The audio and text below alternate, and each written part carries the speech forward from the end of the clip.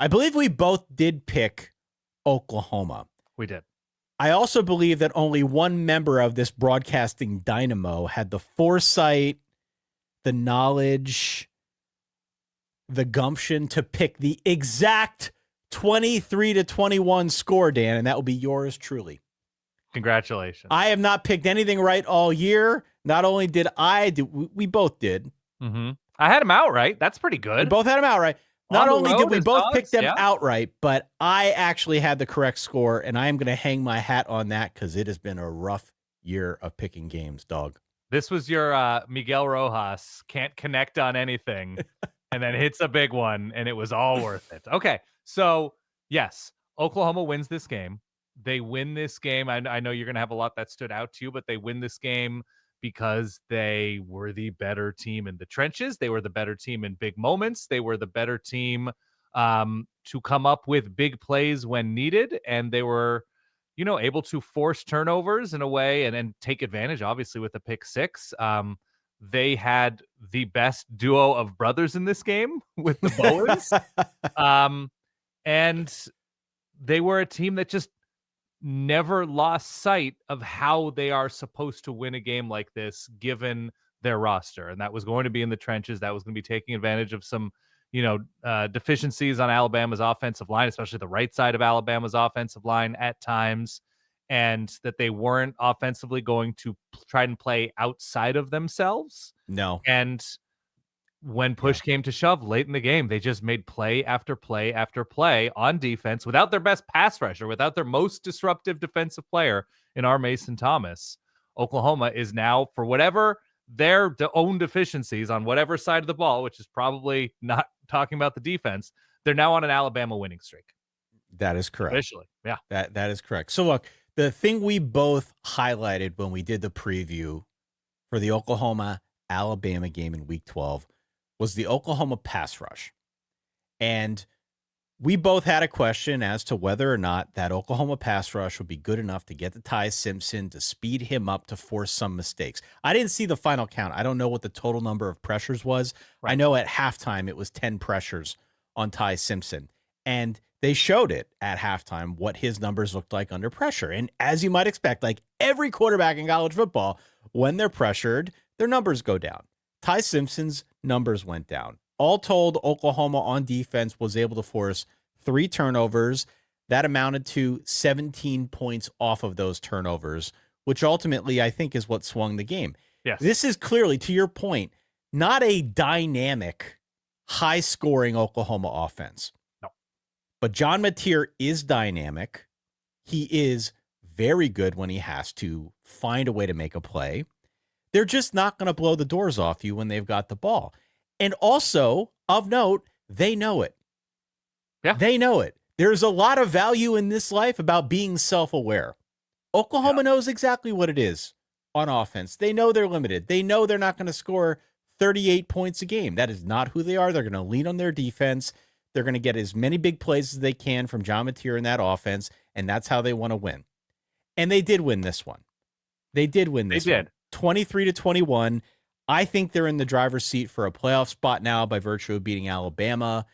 A couple teams in front of, we'll talk about some of the teams in front of them. The road that they've traveled, both absolutely. in the SEC and in beating Michigan, their resume is just such that there's not a lot of teams that, can compare in terms of the week in, week out of their resume. But we should say something that I think is also true. Like the two things can be true at the same time. If this game were played 100 times, I'm not sure Oklahoma wins 50 of them, given what they were and were not able to accomplish on offense. Like they sneak by this game, winning the turnover margin 3-0, right? That, yes, they were the better team in the trenches, but to beat Alabama with 16 offensive points, like it doesn't take, my saying this is not meant to take anything away from Oklahoma, because you win however you can win, and it was an incredible performance from Oklahoma. They were the winners in this game. Winning is a skill. They had more of those skills today. But it's not exactly a replicable formula for beating the 2025 Alabama Crimson Tide. They were just able to get away with it today by making the bigger plays and bigger moments more often. I just wouldn't recommend teams looking at this as like a blueprint to beating Alabama. That's all. No, I mean, they've got the defense, as I said, to put pressure on the quarterback, to speed things up, to change the game plan if you're Kalen DeBoer and Ryan Grubb. And that is Sure. essentially what Oklahoma did. There is probably a limit to that because Yeah. eventually, if they do find their way into the playoff, eventually they're going to find a team that can score on them. Eventually, they're going to have to play from behind. And Sure. this is not Totally. necessarily an offense that's built to do that. But when the defense is firing, when they're able to change the game, when they're able to keep it close, and when they're able to put the ball in the hands of a dynamic quarterback like John Mateer when the game is close, they give themselves a good chance to win. They did win this one, 23-21. I don't know what it looks like out of 1,000 simulations, but this Sure. was the one that mattered. Totally. They're, I think, in the driver's seat now, as I said, for a playoff bid. They've got 2 home games left against Missouri and LSU. Both of those, I think, look pretty winnable. They're almost certainly now going to jump into the top 10 as a result of this win, if only because the team in front of them in Texas lost. Yep. If they went out there in the playoff, I feel pretty confident saying that at this point. And I'm with you. and on the Bama side, look, they're still in the driver's seat to get to the SEC title game. Mhm. Even with this loss. This was only their first conference loss. They had the loss week 1 against Florida State, but this is only their first conference loss. They've got the tiebreaker over Georgia because they won that game back at the end of September. And basically, as long as they win the Iron Bowl, they're making it through. Right. So there's still very much in front of Alabama. This is not a soul-crushing loss. It is loss number 2. They probably can't afford another one for a whole multitude of reasons, but they're still in a pretty good spot despite the fact that they lost this one by 2 at home.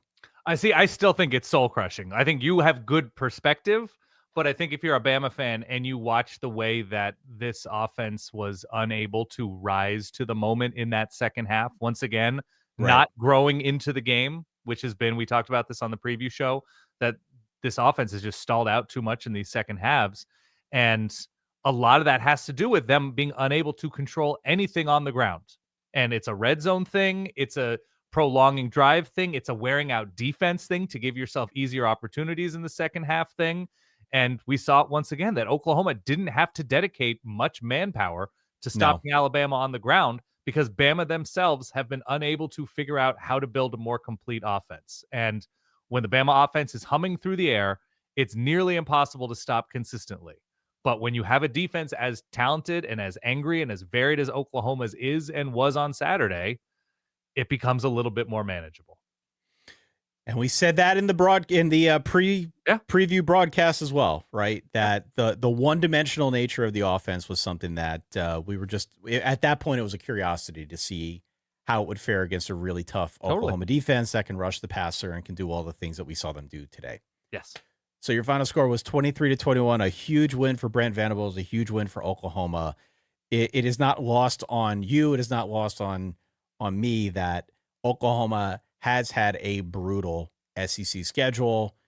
We talked about it all season long. We talked about it all preseason long. The fact that they are here now, I think, on the doorstep of a 10-2 season with that schedule, with a lot of new people on that roster, that speaks volumes about what Brent Venables has done this year. Even if it isn't always sexy in terms of what they're doing on offense, to get to this point, they deserve a lot of success, or a lot. They deserve all the success they have coming to them because of the job that they've done.